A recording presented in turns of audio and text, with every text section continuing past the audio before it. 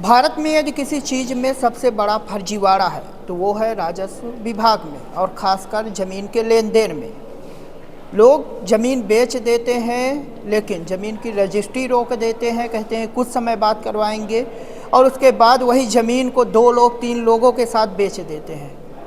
ये जो मेरे साथ शख्स मौजूद हैं, ये लगभग 15 साल पहले ज़मीन किसी से ली थी। सब कुछ है इनके पास, सिर्फ नहीं था क्योंकि कहा जा रहा था कि हम रजिस्ट्री कुछ दिन में करवा देंगे, कोई व्यक्ति है नहीं है, अभी से दस्तखत नहीं हो पाएंगे। बाद में इन्हें पता चलता है कि वो ज़मीन किसी और को बेच दी गई है। क्या है पूरा मामला, ये रीवा कलेक्ट्रेट आए हैं, जान लेते हैं। क्या नाम है आपका? चंद्रभान प्रसाद विश्वकर्मा। कहाँ से आए हैं? ग्राम पोस्ट मड़वा, थाना गोविंदगढ़ से। गोविंदगढ़ जी, तहसील हुजूर लगती जी है। जी। रीवा कलेक्ट्रेट आए, क्यों जी। आए हैं? ये आए हैं, हम की शिकायत करेंगे, जन सुनवाई में देंगे कि हमारे साथ में इतना धोखाधड़ी हो रहा है। 2000 से मतलब 2010 से हमें लगातार लूटा जा रहा है, पैसे लिया जा रहा है मेरे से ज़मीन के वास्ते, आज तक देते ही आ रहे हैं। स्टाम्प पे भी ये 2 3 4 स्टाम्प हैं, उनके हाथों का लाया हुआ लिखवाते गए और नोटरी भी करवाए हमारे साथ। और लेकिन जो है तो नोटरी बार बार मैं सद्भावनापूर्वक बोला कि मेरा करवा दो, तो बोले कि करवा देता हूँ, कहीं भागे जो थोड़ी जा रहा हूँ।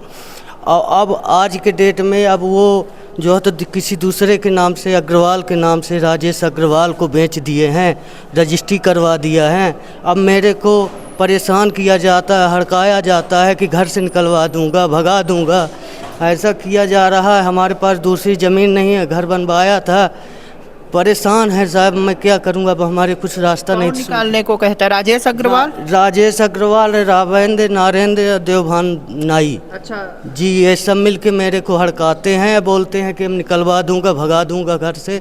हैं जमीन, घर जो बनवाए उसी ज़मीन में बनवाए हैं? उसी में बना है, पुराना ज़मीन है। 2010 से उसमें घर बना के जब लिया, एग्रीमेंट किया, तब से मैं उसी में रह रहा हूँ लगातार। घर बनवा के बोर करवाया विधिवत, पेड़ पौधे लगे हुए हैं और सब व्यवस्था है हमारी, फिर भी वो अब हम मेरे को भगाने में तुले हैं। कितनी ज़मीन है वो है 19 डिसमिल के लगभग, 1271 जो है तो नंबर की है। कितने में लिए थे आप? हम पहले लिए थे 75 में। 75,000 में? जी।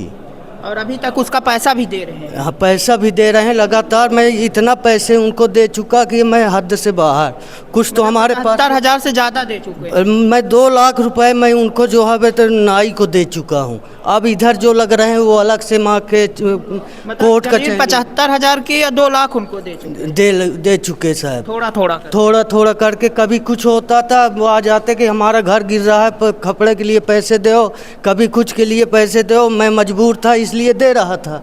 रजिस्ट्री नहीं करवाए? रजिस्ट्री नहीं करवा दे, अब बिगड़ जाएंगे तो नहीं होगी हैं। और आज भी दूसरे से बोलते हैं कि अगर मैं दूसरे लोग से सिफारिश करवाया तो बोलते रहे कि अगर करवा दूंगा तो मेरा काम नहीं करेंगे। काम भी करवाते थे। काम क्या करवाते थे? हम लोहार हैं, विश्वकर्मा हैं, लोहारगिरी करते हैं, बढ़ईगिरी करते हैं तो हर काम जो होते हैं। नाई हैं तो ज़्यादा मतलब पैसे वाले हैं कि? पैसे वाले हैं, वो नाई जो भी करते हैं, पैसे वाले हैं। और वो जो खरीदा है वो तो जो है तो गुप्ता है, अग्रवाल है। वो कब खरीदे हैं? वो खरीदे हैं 25 तारीख को, 5-6 महीने हो गए। 5-6 महीने हो गए। मैं रोक लगाया था उसमें, नामांतरण में, रजिस्ट्री में तो मैं नहीं जान पाया। जब जाना तो नामांतरण में रोक लगाया। रोक लगाने के बावजूद आज तक रुका रहा। फर्जी तरीके से तहसीलदार साहब आदेश किए। आदेश करने के बाद अब लगातार जो है तो नोटिस मेरे को 31 तारीख को पेशी दिए, 6 बजे भेजे नोटिस शाम को। 6 बजे 31 तारीख को पेशी रही और 6 बजे हमको नोटिस मिली और 6 तारीख को उनका नामांतरण कर दिया गया। मतलब कि 31 तारीख को सुनवाई होनी थी और 31 तारीख को सुबह नोटिस ना के शाम को आती है? शाम को आती है नोटिस।